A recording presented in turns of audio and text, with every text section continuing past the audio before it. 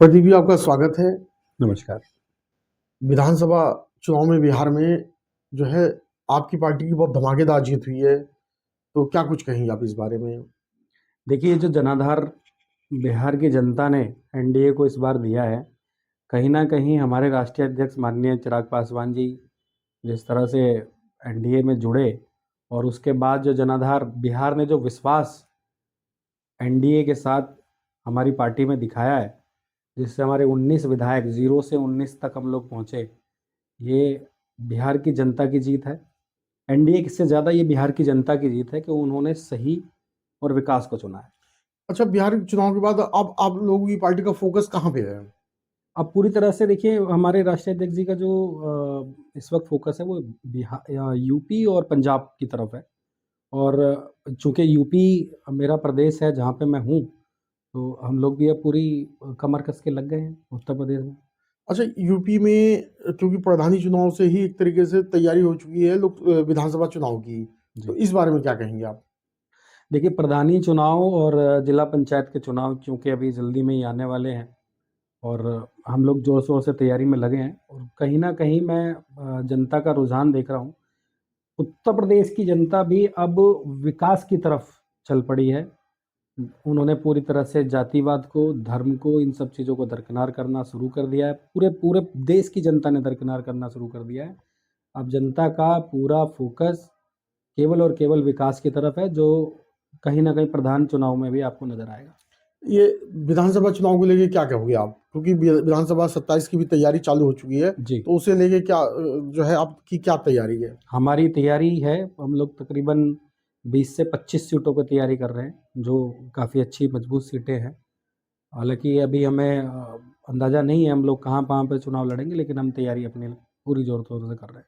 अच्छा, एक ये जो मतदाता का पहचान पत्र का जो है एक एसआईआर का जो कार्य चल रहा है, इसके बारे में आप क्या कहेंगे? बड़ा बढ़िया कार्य है।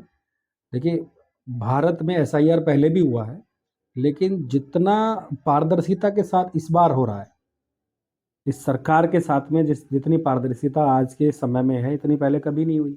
एक-एक आदमी को चुनकर उनसे हर एक सवाल किस प्रदेश का है, किस ज़िले का है, कहीं दूसरे ज़िले में तो उसकी वोट नहीं है या उसके उसके अगर वो 18 साल का हो गया है तो उसमें नई वोट बननी है।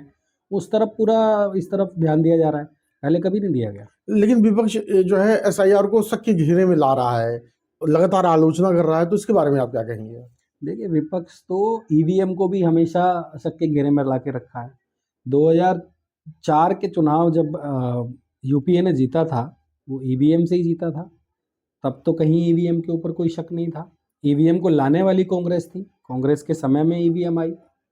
एसआईआर को लाने वाले कांग्रेस ही हैं, वो भी कांग्रेस के समय में आई। तो फिर विपक्ष अब बार-बार केवल प्रशासन पे या इलेक्शन कमीशन पे सवाल उठाना, वो देखिए इस लोकतांत्रिक जो प्रक्रिया है, उसको बदनाम करने से कुछ नहीं होने वाला है। अच्छा, पश्चिमी उत्तर प्रदेश में के आप महासचिव हैं एलजेपी के, तो आपकी ये इस क्षेत्र में क्या तैयारी है?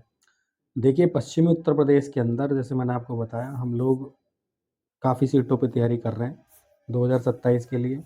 उससे पहले मेरा जो अपना जनपद है गाज़ियाबाद, वहाँ पर हम लोग निकाय चुनाव की भी, क्योंकि उसके बाद तुरंत बाद निकाय चुनाव भी आने हैं, तो उसकी तैयारी में भी लगे हैं। उसके लिए हम हर एक वार्ड पे जा के एक-एक घरों से हम लोग चुन-चुन के लोगों के साथ में बातें कर रहे हैं। हमारी पूरी जो कार्यकर्ता की टीम है वो लगी है और सिर्फ़ गाज़ियाबाद में नहीं, बाकी ज़िलों में भी हम लोग इस तरीके से काम कर रहे हैं। जहाँ पे नगर या महानगर है, वहाँ पे जिस तरह से भी हो सकता है, हम पहले नींव पर काम करना चाहते हैं, ताकि जड़ें मज़बूत हो जाएँ। अब आप लोगों की कोई समीक्षा बैठक की भी जो है तैयारी चल रही है, तो उसके बारे में क्या कहेंगे? कब है समीक्षा बैठक? अभी आगामी 13 दिसंबर को हमारी हापुड़ में समीक्षा बैठक हो रही है, उस प्रदेश समीक्षा बैठक हो रही है। उसके बाद? उसके बाद फिर हम फरवरी में कर रहे हैं। अब हम हर 2 महीने के बाद में समीक्षा बैठक करेंगे और इसमें और तेज़ी आएगी। जो ये जो समीक्षा बैठक है, ये प्रदेश समीक्षा बैठक है। इसके अलावा ब्लॉक स्तर पर, जिला स्तर पर, ये हमारी जो है ना, या जिला पंचायत स्तर पर, इन सब पर हम लोग बहुत तेज़ी से लगातार बैठकें कर रहे हैं और ये बैठकें और इसमें तीव्रता आने वाली है। जिस तरह से हमारे राष्ट्रीय अध्यक्ष जी का हमारे ऊपर एकदम से फोकस बढ़ा है, उत्तर प्रदेश के अंदर फोकस बढ़ा है, इसमें बहुत तेज़ी आने वाली है। अच्छा, आप लोक जनशक्ति पार्टी को लेके आप जनता से कोई अपील करना चाहते हैं या कार्यकर्ताओं से आप कोई अपील करना चाहते हैं? देखिए, लोक जनशक्ति पार्टी रामविलास के संस्थापक आदरणीय स्वर्गीय श्री रामविलास पासवान जी ने एक वृक्ष लगाया था, जो वृक्ष भारत में, बिहार में अच्छी तरह से फल फूल रहा है। लेकिन अगर मैं पश्चिमी उत्तर प्रदेश की बात करूं, पश्चिमी उत्तर प्रदेश में इस वृक्ष को हमारे राष्ट्रीय अध्यक्ष माननीय चिराग पासवान जी की अगुवाई में हमारे प्रदेश अध्यक्ष आदरणीय पवन वर्मा जी इतने अच्छे तरीके से इसको सींच रहे हैं। ये वृक्ष लगातार पश्चिमी उत्तर प्रदेश के अंदर जो है ये फल फूल रहा है। बहुत जल्दी ही मुझे लगता है कि ये फलदायी होगा और अच्छे फल हमें पश्चिमी उत्तर प्रदेश के अंदर देखने को मिलेंगे। अच्छा, एसआईआर को लेके आप जनता से कोई अपील करना चाहते हैं?